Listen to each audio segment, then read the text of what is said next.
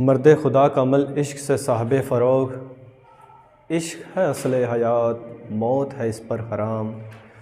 تند و سب کو سیر ہے گرچہ زمانے کی رو، عشق خود ایک سیل ہے اور سیل کو لیتا ہے تھام۔ عشق کی تقویم میں عصر رواں کے سوا اور زمانے بھی ہیں جن کا نہیں کوئی نام۔ عشق دم جبرائیل، عشق دل مصطفیٰ، عشق خدا کا رسول، عشق خدا کا کلام۔ عشق کی مستی سے ہے پیکر گل تابناک، عشق ہے صبائے خام، عشق ہے کاسل کرام۔ عشق فقیہ حرم، عشق امیر جنود، عشق ہے ابن السبیل، اس کے ہزاروں مقام۔ عشق کے مضراب سے نغمہ تار حیات، عشق سے نور حیات، عشق سے نار حیات۔ عقل کی منزل ہے وہ، عشق کا حاصل ہے وہ، حلقہ آفاق میں گرمی محفل ہے وہ۔ نقش ہیں سب ناتمام خون جگر کے بغیر، نغمہ ہے صدائے خام خون جگر کے بغیر۔ مرید رومی حضرت علامہ اقبال رحمۃ اللہ علیہ فرماتے ہیں، کسی بھی شخص کی خودی آقا کریم صلی اللہ علیہ وسلم کے عشق سے مستحکم ہوتی ہے۔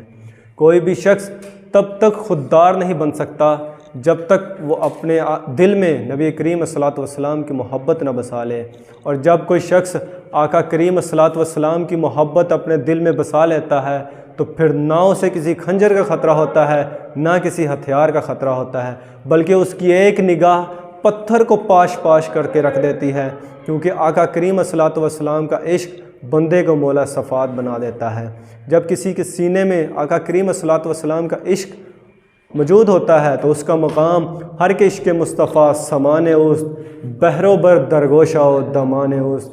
علامہ اقبال فرماتے ہیں، جب کسی کے پاس حضور صلی اللہ علیہ وسلم کی محبت ہوتی ہے تو اس کے پاس زمین و آسمان کی تمام نعمتیں موجود ہوتی ہیں۔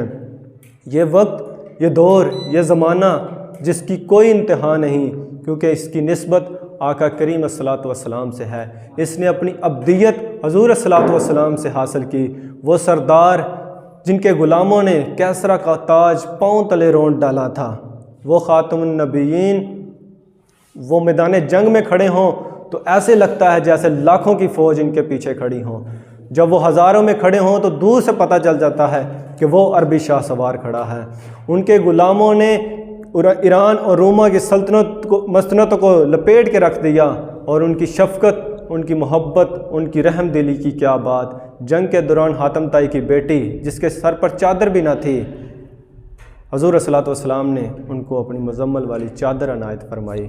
قیامت کے دن ہمیں بھی آپ صلی اللہ علیہ وسلم کی شفاعت پر ہی بھروسہ ہے۔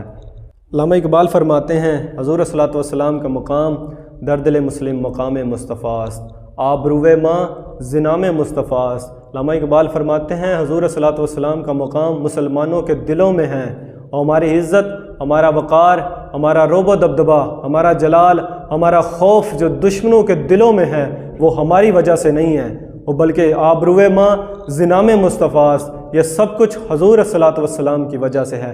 میں نے پوچھا، مرشد اقبال، مسلمانوں کے دل کس طرح مضبوط ہوتے ہیں؟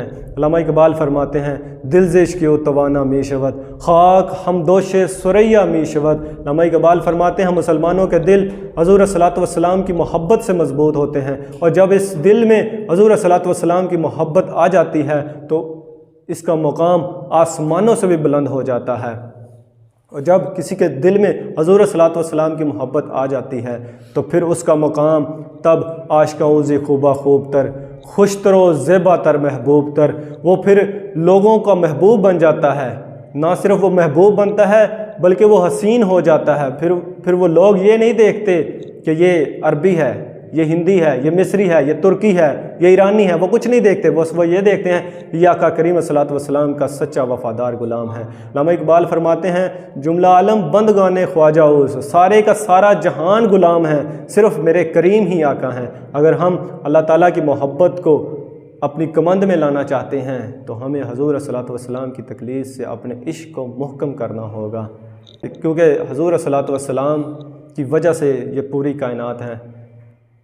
وہ سردار جنہوں نے اپنے غلاموں کو آقائی سکھائی کیا کہنے، علامہ اقبال فرماتے ہیں شاعروں کا سخن شیریں بیاں بھی حضور صلی اللہ علیہ وسلم کی وجہ سے ہے، بلکہ یہ ہو نہ یہ پھول تو بلبل کا ترنم بھی نہ ہو، چمنے دہر میں کلیوں کا تبسم بھی نہ ہو، یہ نہ ساقی ہو تو میں بھی نہ ہو، خم بھی نہ ہو، بزم توحید بھی دنیا میں نہ ہو، تم بھی نہ ہو، خیمہ افلاق کا استادہ اسی نام سے ہے، نبض ہستی تپش آمادہ اسی نام سے ہے، دشت میں دامنے کوثار میں میدان میں ہیں، بحر کی موج کی آغوش میں طوفان میں ہیں، چین کے شہر مراکش کے بیاباں میں ہیں اور پوشیدہ مسلمان کے ایمان میں ہیں، چشم اقوام یہ نظارہ ابد تک دیکھے، رفت شان رفگنا لکا ذکرک دیکھے۔